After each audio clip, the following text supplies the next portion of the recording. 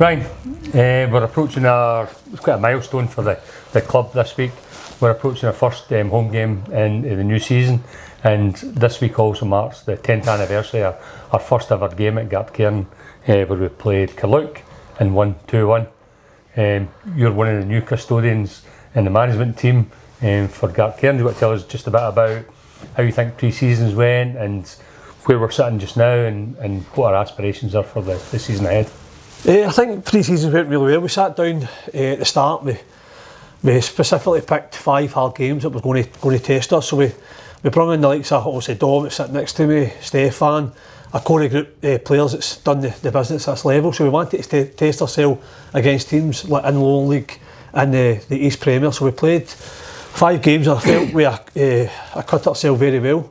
We won a couple, lost 1 and drew 2, I think. So over the piece we were very happy. Again, it was just we wanted to play teams like that because I think the first game against Broxburn, Dom's sitting there, I remember saying to him after the game, he came off absolutely sweating. For a manager, that's what I want to see. I don't want to go and play teams that we're going to maybe win 6 and 7-0. The players are going through the motions. So we specifically picked the teams to get match sharpness out of the boys, and we felt as if we did that. The first league game, all the hard work we done in the first half got undone by a couple of mistakes for the referee. But ultimately, we're 4-1 up against 10 men. We should be seeing that out with the experience we've got. So for me, it felt like a defeat, but again, we dusted ourselves down. We had a good training session last Monday and Thursday. We prepped the boys well on Darvo, and again, I felt first half we were very comfortable again. 2-0 again, the same as last week. We probably could have been in. Dom will probably back me up here, maybe 3 or 4 again. And my message to the boys at half time is just go out and do the basics right and basically work hard, and they've done that. And I think Davo came out, I think Mick done an interview after the game, he said they're a wee bit toothless. It's because we worked hard, we done our job in the first half and we came out and done the basics right and we deserved the 3 points. So again, other teams in the league have played a game more than us, so we'll go, as you say, our first game against Nielsen, who I went and watched against Thornley and I was impressed with them. And they had a good win on Saturday, they won 5-0, so it'll be a hard game on Saturday, and then we go to Rob Roy in midweek to catch up the games that other teams have played against us. So the squad's looking very well. Turned up tonight expecting a full squad, and there's 2 or 3 that are struggling, so that's a wee bit of disappointment, but hopefully they'll be back on Thursday and we can kick on in the league and be where I feel we should be, is up challenging for that league at the end of the season. Good. We've speaking to a couple of the other players earlier on, and we seem to have a good blend of really experienced sort of ex-professionals, some journeymen, some young guys that you brought into the team, and also some of the 20s that are coming up. Do you see a good future from the academy and what we've got coming in from behind us long term? Yeah, definitely. I think that's obviously mine and Daz's background's been the youth at Airdrie for the last 2 years, so we brought 6 of them into a full-time environment, so that's what we want to do.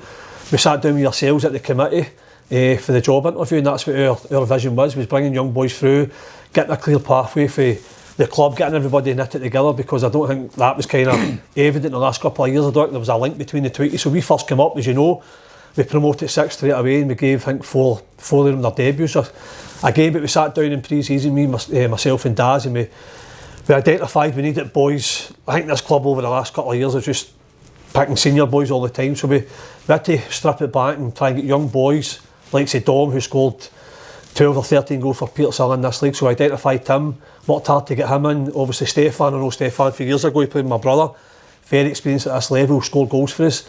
And then obviously it was vital to keep the likes of Huts, Dale, all the core boys that we wanted for last year. So again, as you say, there's a good mix that you need in this league, because predominantly the first division is probably the hardest league in the West to get out of. Luckily we're going to have 8 spaces to go up into this new setup next year, so but again, I'm not going to shy away from it. We've built a squad that we want to win this league, so again, we just need to turn up every Monday, Thursday. To be fair to the boys, we've bought into what we're trying to achieve here, and fair play to them. Obviously last week felt like a defeat, but again, we're in a really good place and the squad's looking well again. Or maybe, if something pops up over the next couple of weeks, we'll look at it, but in our opinion, we've done our business early doors and we're very, very happy with it. Good. We're talking again to some of the other players and staff about the tech we're using, the wearable tech.